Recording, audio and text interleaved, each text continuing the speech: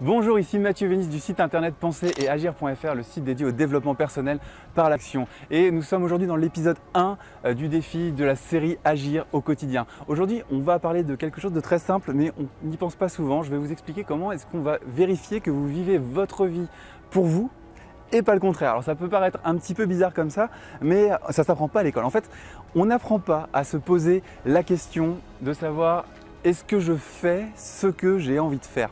Ce qu'il faut comprendre, la clé, on va dire la psychologie qui est derrière l'astuce d'aujourd'hui, c'est que le bien-être, être heureux dans sa vie, ce n'est pas un résultat. On pense toujours dans nos sociétés actuelles et ce qu'on nous a enseigné à l'école avec les diplômes,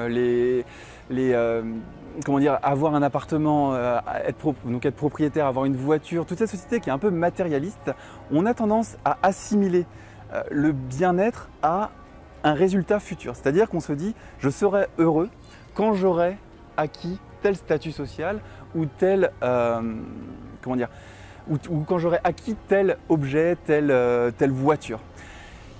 Ce qu'il faut comprendre, c'est que on va dire, ce conditionnement social qu'on a dans nos pays, c'est surtout fait par trois facteurs importants. Le premier, c'est l'environnement dans lequel vous évoluez, c'est-à-dire si vous évoluez dans un milieu social pauvre, aisé ou tout simplement à un niveau moyen. C'est aussi influencé par votre famille, donc votre éducation quand vous étiez plus jeune ou votre environnement familial au quotidien, et c'est aussi influencé par votre cercle social proche, c'est-à-dire, alors le cercle social proche, c'est, pour être vraiment précis, clair et concret, c'est les 5 personnes que vous côtoyez volontairement le plus souvent possible en dehors de votre famille, c'est-à-dire vos 5 amis que vous allez côtoyer le plus souvent possible. Il y a une question à se poser pour savoir si vous êtes vraiment, on va dire, sur la bonne voie pour être heureux ou si vous êtes un peu perdu. C'est la question qui est très simple, posez-vous là maintenant, c'est pourquoi est-ce que je me lève tous les matins? Posez-vous cette question et répondez-y, vous prenez un bout de papier ou n'y répondez pas dans votre tête, c'est toujours mieux d'écrire. Vous prenez un petit bout de papier, vous dites ok, pourquoi est-ce que je me lève tous les matins? Et puis vous allez écrire voilà, 10 lignes, pourquoi est-ce que je me lève tous les matins? Vous avez votre réponse et ensuite vous allez vous poser cette question, est-ce que je suis en train d'accomplir mon rêve, c'est-à-dire mes projets à plus long terme, ce que j'ai envie de faire, c'est-à-dire pour atteindre un bien-être, est-ce que j'accomplis quelque chose qui m'appartient, un projet qui m'appartient et qui me plaît, ou est-ce que je suis en train d'accomplir le projet d'un autre?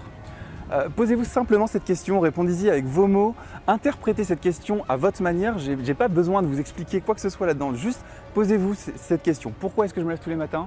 Et ensuite, une fois que vous avez rédigé 4-5 lignes, que vous vous êtes dit ça, pourquoi est-ce que je me lève tous les matins, posez-vous bien cette question-là, demandez-vous si vous êtes en train d'accomplir votre rêve ou le rêve de quelqu'un d'autre. Ça pourrait être le rêve de votre conjoint, le rêve de votre patron ou je ne sais quoi, répondez-y avec vos mots. Et ensuite, je vais vous poser une autre question. Ça s'appelle la méthode des pourquoi récursifs. Alors récursif, ça veut dire qui tourne en boucle. La méthode des pourquoi récursifs, c'est pourquoi est-ce que je fais ça? Et là, vous allez donner une première réponse. Une fois que vous avez cette réponse-là, vous allez reprendre la réponse et vous allez dire pourquoi est-ce que votre réponse. Alors je vais vous donner un exemple juste après. Vous allez vous poser la question pourquoi jusqu'à avoir une réponse finale qui va en fait révéler votre besoin profond, donc c'est-à-dire votre besoin qui est en accord avec votre identité profonde et qui va vous permettre réellement de savoir si vous êtes bien en train de vivre votre vie pour vous ou pour quelqu'un d'autre. Alors je vais vous donner un exemple tout simple, hein, c'est un exemple avec par exemple les sites internet comme moi je fais, voilà, j'ai mon site internet Penser et Agir et on pourrait se dire, je vais vous faire un exemple de pourquoi. Par exemple, pourquoi est-ce que je réalise Penser et Agir jour après jour, pourquoi est-ce que j'ai créé ma société? Eh bien on pourrait se dire pour gagner de l'argent, ça ce serait la première réponse par exemple. Mais je ne dis pas que c'est ma réponse, c'est juste un exemple que je vous donne pour que vous puissiez vous aussi creuser les choses quand vous avez une réponse qui vous arrive. Après, on pourrait se reposer la question, donc du coup on reprend la réponse, gagner de l'argent, on se dit pourquoi est-ce que je veux gagner de l'argent? Et là on pourrait se dire pour partir en vacances. Bon, par exemple, c'est une autre réponse. Vous prenez la réponse pour partir en vacances et vous vous dites ok, pourquoi est-ce que je veux partir en vacances? Parce que j'ai envie de pouvoir aller où je veux quand j'en ai envie. Et là on arrive à où je veux quand j'en ai envie. Vous reprenez cette réponse-là et vous dites pourquoi est-ce que j'ai envie d'aller où je veux quand j'en ai envie? Et là, la réponse qui me vient direct à l'idée, parce que j'ai déjà fait cet exercice-là, c'est pour être libre. Et là, vous avez trouvé votre pourquoi, c'est-à-dire le pourquoi profond. Vous avez mis en évidence un concept simple, c'est la liberté. Et vous allez pouvoir, avec ce concept simple, c'est-à-dire que cette méthode des pourquoi récursifs, vous voyez, c'est simple à appliquer, vous avez le concept de liberté. Et vous allez repenser à ce que vous avez écrit au début de cette vidéo, c'est-à-dire pourquoi est-ce que je me lève tous les matins, et vous allez vérifier que ce que vous faites tous les jours au quotidien, dans votre bien-être au quotidien, tout ce que vous faites tous les jours, eh bien ça vous permet d'atteindre le concept que vous aurez identifié. Alors là, dans l'exemple que je vous donnais, c'est la liberté, c'est le concept pour moi, c'est-à-dire être libre géographiquement, financièrement et au niveau du temps aussi. Ça, c'est mon truc à moi. Mais trouvez le concept noyau, le concept profond qui est en accord avec votre identité à vous. Et voilà, c'est l'exercice que je vous propose de faire. Ce n'est pas un exercice qu'on a l'habitude de faire. Et je voulais vous en parler aujourd'hui pour le premier épisode de la série Agir au quotidien. Pour moi, c'est vraiment très important de faire cette réflexion.